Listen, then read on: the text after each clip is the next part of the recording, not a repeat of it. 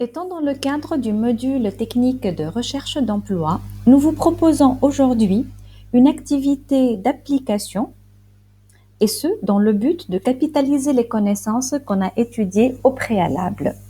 En effet, et faisant suite à la visualisation de la capsule vidéo intitulée Comment préparer son dossier de candidature, nous vous invitons dès à présent à vous exercer sur la préparation de la première composante du dossier, à savoir le CV. Pour ce faire, nous vous proposons cette première activité qui concerne les éléments d'information que doit contenir un CV. Travailler l'activité en question vous permet de vous initier à repérer les différents éléments contenus sur un CV.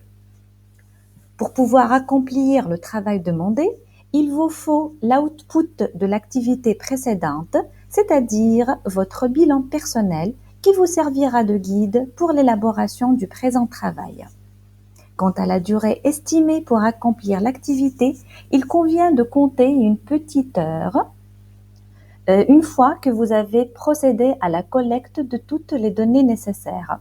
Nous vous rappelons aussi que le dernier délai pour déposer votre rendu est prévu 72 heures après l'ouverture de cette activité.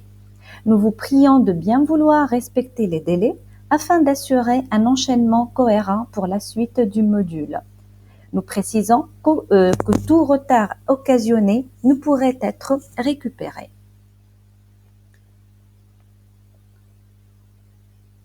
Ensuite, et en ce qui concerne le matériel requis, il vous faut bien évidemment un ordinateur sur lequel vous êtes appelé à préparer votre rendu, une connexion Internet et un logiciel permettant l'exécution d'une carte mentale à l'instar de l'outil FreeMind. Venons maintenant au travail que nous vous demandons de réaliser. Il s'agit de préparer une carte mentale à l'aide de l'un des outils déjà cités. Sur cette carte, il convient de mettre en évidence les conditions nécessaires pour qu'un CV puisse attirer l'attention d'un recruteur. Donc là, il convient de rappeler que par conditions nécessaires, nous entendons aussi bien des conditions de présentation d'un CV que les règles de fond.